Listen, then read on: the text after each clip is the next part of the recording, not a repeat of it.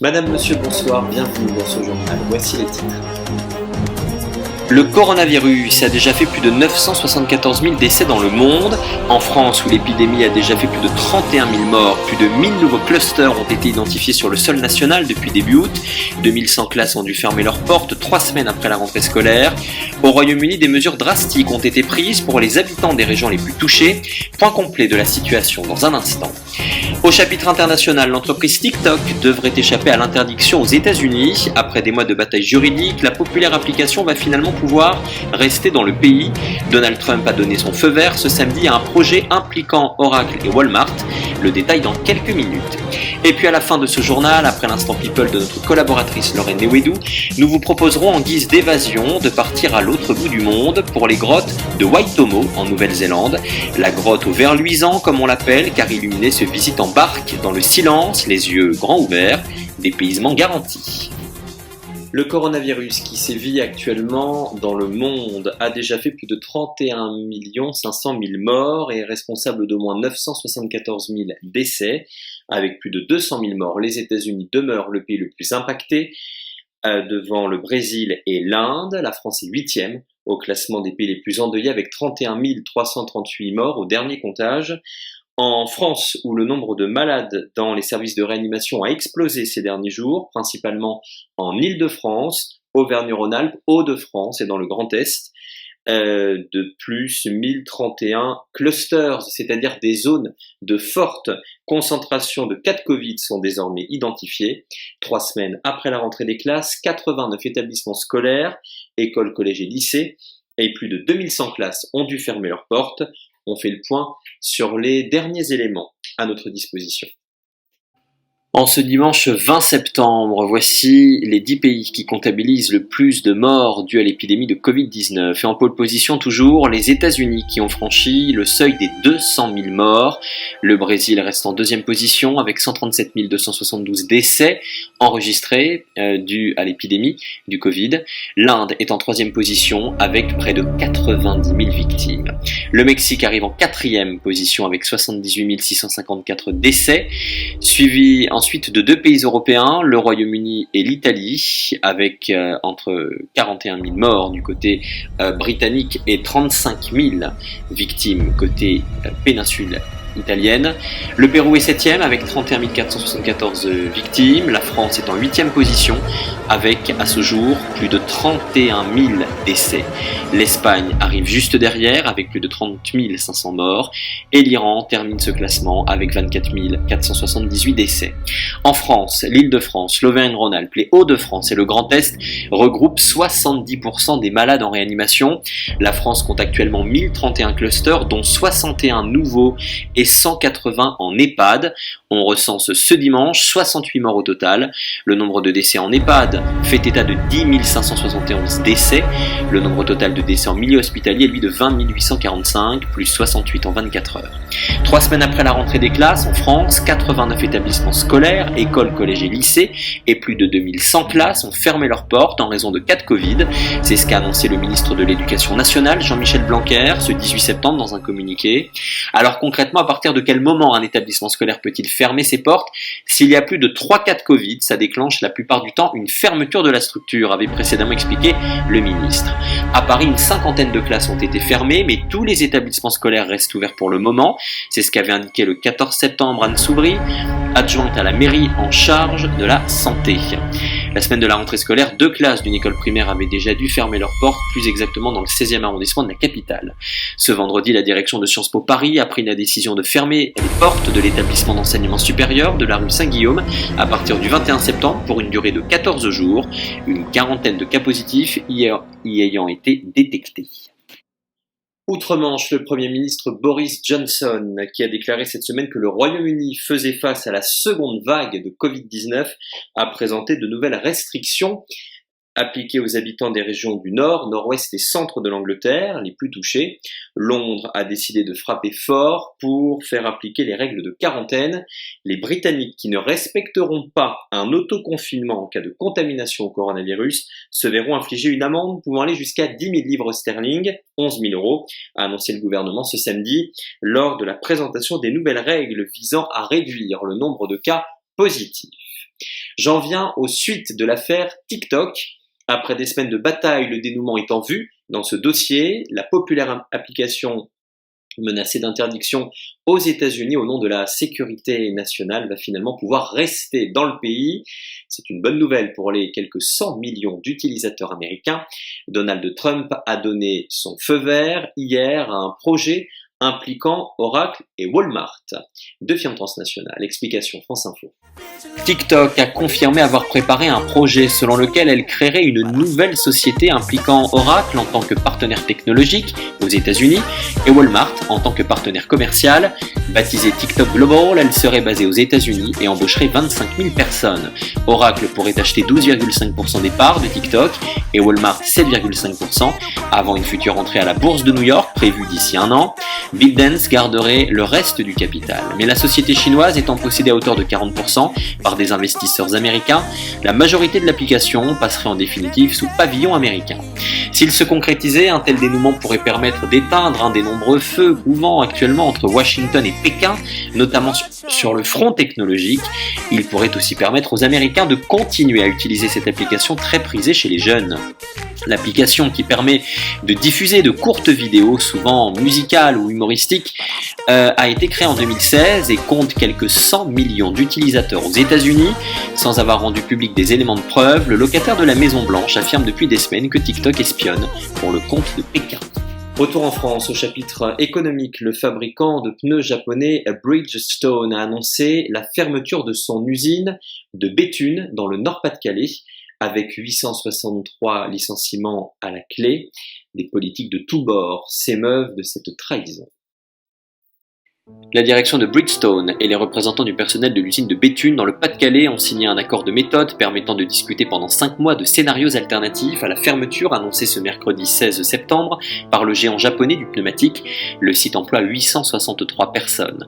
C'est vrai que Bridgestone a laissé dépérir l'usine de Béthune sans investir pour la moderniser, mais c'est un peu facile pour les pouvoirs publics de pointer ce manquement. D'abord parce que la France et l'Europe ont laissé entrer pendant des années des pneus chinois à prix cassé, une concurrence déloyale qui a coûté des milliers d'emplois. Depuis 2009, Michelin a fermé 11 usines en Europe. Où étaient ceux qui crient aujourd'hui au scandale parce que les chaînes de production sont arrêtées? Telle est la question, une question qui a pour l'heure et qui n'a pas de réponse. Certes, Bridgestone aurait dû monter en gamme et fabriquer des pneus plus larges et plus chers, moins exposés à la concurrence qui plus est, à ceci près que la France dissuade les achats de gros véhicules avec un malus écologique de plus en plus lourd. L'État voudrait qu'on fabrique des pneus et empêche qu'on les vende. Il est partant pour sauver les usines, mais seulement après les avoir lui-même asphyxiées. Sans oublier les restrictions à la circulation automobile dans les villes, accrues depuis le confinement, pistes cyclables en surnombre, fermeture de voies, embouteillage permanent, une politique environnementale qui a ses raisons mais aussi ses coûts, car moins de voitures, c'est moins d'usines et moins d'emplois. Toujours en France, le nord du Gard et de l'Hérault ont été frappés hier par un violent épisode orageux, un épisode qualifié de cévenol qui a entraîné de nombreux dégâts. 2 personnes sont pour l'heure toujours portées disparues.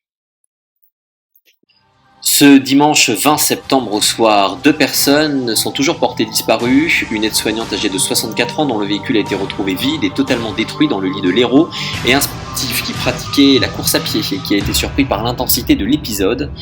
En quelques heures et sous l'effet des fortes pluies, les cours d'eau du Gardon et de l'Hérault se sont transformés en torrents. À Laroque, à quelques kilomètres de Ganges, le fleuve Hérault, dont le niveau moyen ces 30 derniers jours était de seulement quelques centimètres, a atteint près de 9 mètres. À Valrogue, au cœur du village où le fleuve est rejoint par son affluent, le Clarou, l'eau est montée de plus de 5 mètres. Même constat et même conséquence dans le département voisin du Gard, à Saumanne, en bordure de Gardon, la rivière est sortie de son lit, grimpant 7 mètres au-dessus de son cours habituel. Des relevés bien au-delà de ceux enregistrés lors des crues de référence de 1995 et 2014. À Anduze, où la boue avait recouvert une grande partie du village, une hauteur maximale de 7,2 mètres a été enregistrée ce samedi à 16h, quand seulement 15 cm d'eau étaient présents quelques jours auparavant. Mais les hauteurs d'eau ne suffisent pas à expliquer le chaos dans lequel ont été plongés les sinistrés.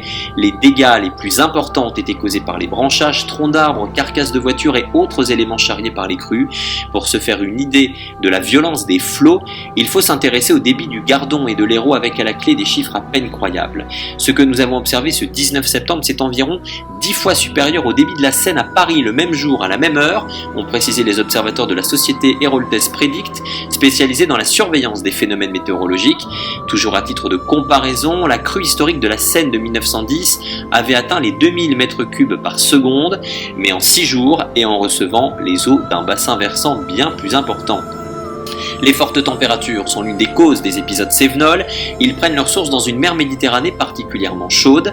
Des masses d'air chargées d'humidité se dégagent, remontent en altitude et rencontrent des masses d'air froid. Résultat, d'importantes précipitations qui viennent gonfler les cours d'eau, c'est ce qui s'est passé ici. De tels orages sont bien connus des météorologues, mais le dernier épisode méditerranéen en date a surpris par son intensité sur une courte durée. En bref, 14 personnes soupçonnées d'être liées aux attentats de Charlie Hebdo, Montrouge et l'Hypercacher, qui avaient fait 17 morts en janvier 2015, sont actuellement jugés par la Cour d'assises spéciale de Paris. Les procès dureront jusqu'en novembre. 11 des accusés sont aux mains de la justice française, 3 autres sont visés par des mandats d'arrêt et seront donc jugés par défaut. On passe au sport avec une actualité dominée cette semaine par le cyclisme et la dernière étape du Tour de France ce dimanche. Et aussi du tennis avec les Masters 1000 de Rome remportés par Novak Djokovic. Le Tour de France 2020 est la 107e édition du Tour de France cycliste, initialement prévu pour se tenir du 27 juin au 19 juillet. Il a été reporté en raison de la pandémie de Covid. Il est finalement parti de Nice le 29 août pour se terminer aujourd'hui, dimanche 20 septembre à Paris, sur l'avenue des Champs-Élysées. C'est la seule édition du Tour qui ne se tient pas au mois de juillet.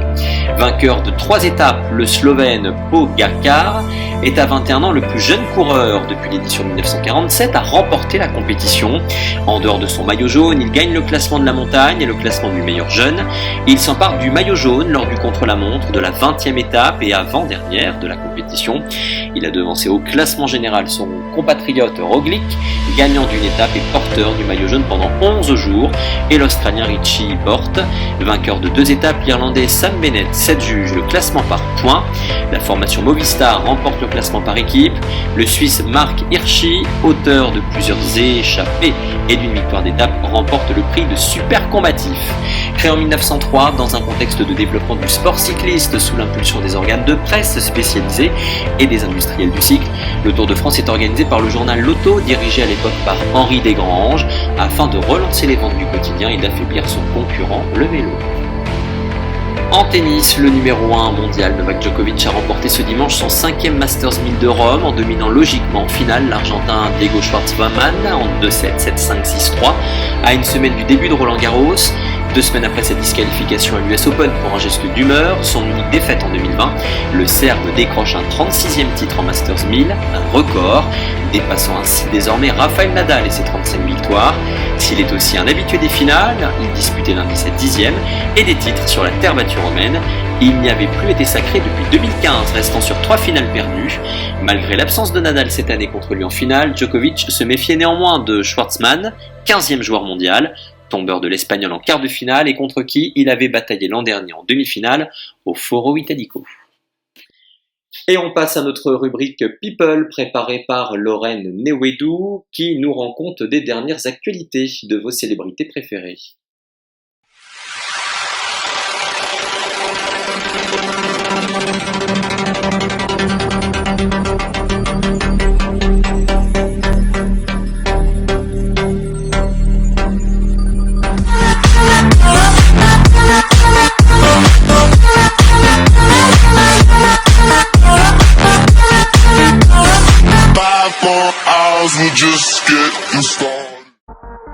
Bonjour à toutes et à tous, bienvenue dans ce second numéro de la rubrique People.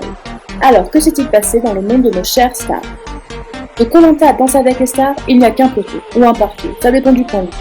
Claude Dartois, l'emblématique candidat du jeu d'aventure, a été retenu dans le casting de la prochaine saison qui est attendue au premier trimestre 2021, selon Télé Loisirs.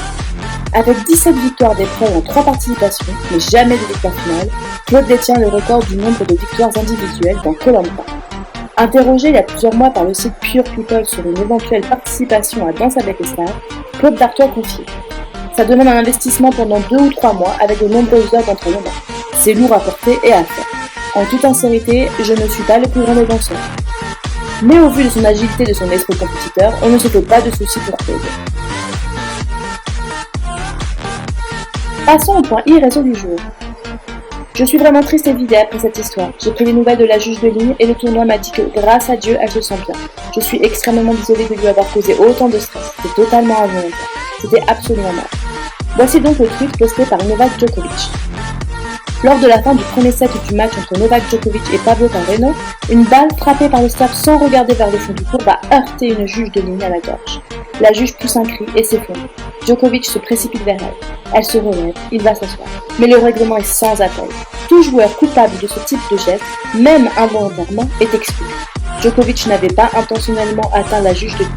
Malgré de longues minutes à plaider sa cause, le numéro 1 mondial est disqualifié de l'US Open et perd toutes ses prières. Qu'en est-il de l'info OSEF du jour? Eh bien, c'est le clap de fin d'une émission qui a chamboulé la télévision. Les caméras les suivent en permanence depuis plus de 13 ans. Mais aujourd'hui, les Kardashians ont choisi de tourner la page. Kim, la cadette du clan, a annoncé qu'elle et ses proches avaient pris la décision de dire au revoir à l'incroyable famille Kardashian, l'émission de télé-réalité qui fait les beaux jours de la chaîne E! Depuis 2007. Dans un message posté sur ses réseaux sociaux, la jeune femme, qui fêtera ses 40 ans en octobre, remercie les milliers de personnes et d'entreprises qui ont pris part à l'expérience, avec un mot particulier pour son producteur, Ryan Seacrest. Sans cette émission, je ne serais pas là où je suis aujourd'hui. Je suis incroyablement reconnaissante envers tous ceux qui nous ont regardés et soutenus moi et ma famille ces 14 dernières années. Ce show a fait de nous ce que nous sommes et j'aurai toujours une dette envers ceux qui ont joué un rôle dans le façonnage de nos carrières et ont changé nos vies pour toujours. Insiste-t-elle. Présenté comme une plongée dans la vie de cette maisonnée pas comme les autres, le programme s'est avéré être une redoutable machine à cash pour chacun de ses membres. Citons, Kylie Jenner, aujourd'hui âgée de 22 ans, a été nommée la plus jeune milliardaire self-made autodidacte du monde à 21 ans en mars dernier, principalement grâce à Kylie Cosmetics. L'autre membre la plus riche des Kardashian Jenner était Kim Kardashian West, dont la fortune est estimée à 370 millions de dollars.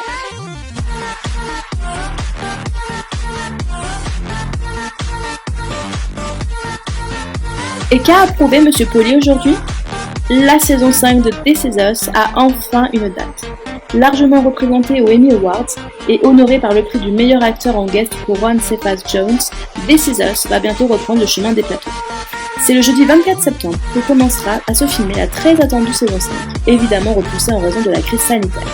Le drama familial de NBC avait tout de même pu terminer normalement sa saison 4 avant la propagation du coronavirus en mars et en avril. Elle a donc pu se dérouler et se finir à l'écran comme les scénaristes l'avaient prévu. En revanche, le Covid aura un impact sur la saison 5. Comme l'a déjà dit le créateur de This Is Us, Dan Fogelman, les récents événements auront un impact sur la famille Pearson. La saison 5 de This Is Us débutera le mardi 10 novembre prochain sur NBC aux USA avec un double épisode de 2 heures. à voir en France sur Canal+, pour les plus chanceux bien sûr.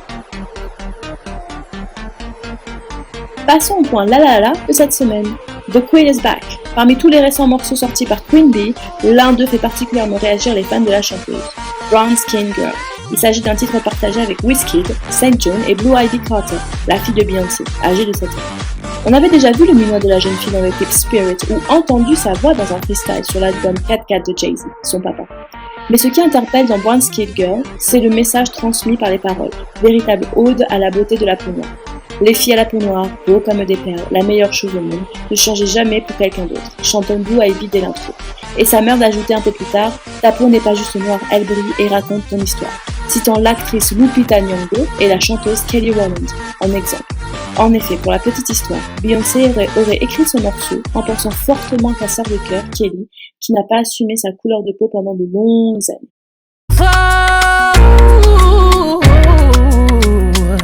Yeah, you're beautiful.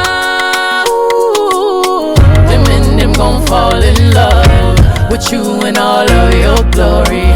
Your skin is not only dark, it shines and it tells your story. Keep dancing, they can't control you. They watching, they all adore you. If ever you are in doubt, remember what mama told you. Brown skin girl, your skin just like pearls. Against the wall, I never trade you for anybody else. Say brown skin girl, your skin just like pearls. The best thing about the world, I never trade you for anybody else. Say skin girl, your skin just like pearls. Best thing in the world, I never trade you for anybody else. Et on se quitte avec cette image trop cute de la semaine. Le bébé raton laveur a été élu l'animal le plus mignon de l'année 2020. N'est-il pas trop cute ? Et c'est donc la fin de cette rubrique, en espérant que cela vous a plu. D'ici là, restez connectés et surtout, prenez bien soin de vous. À vous les studios.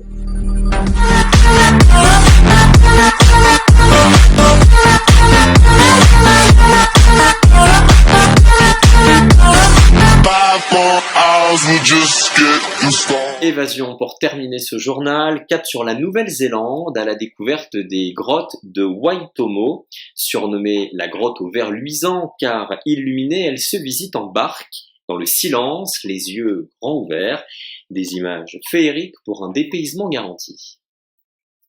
Les grottes de Waitomo forment un grand réseau souterrain engendré par la dissolution des roches calcaires par les eaux de pluie. Le mot Waitomo lui-même signifie trou d'eau. La formation de ces grottes remonterait au début de l'ère tertiaire, l'Oligocène, mais plus impressionnants sont les fameux glowworms, ces vers luisants qui illuminent l'intérieur des grottes que l'on peut parcourir en barque. Ces petits insectes cavernicoles, les Arachnocampa luminosa, sont de la taille d'un moustique. Ils se nichent dans les hauteurs des grottes et font luire leur corps pour attirer leur proie. C'est un phénomène de bioluminescence que l'on retrouve en plusieurs endroits du globe, même si cette espèce est propre à la Nouvelle-Zélande. Fin de ce journal, merci de l'avoir suivi. Rendez-vous ce mercredi pour un grand angle consacré à l'histoire des États-Unis de 1918 à nos jours, à quelques semaines des élections présidentielles américaines. Bonne soirée.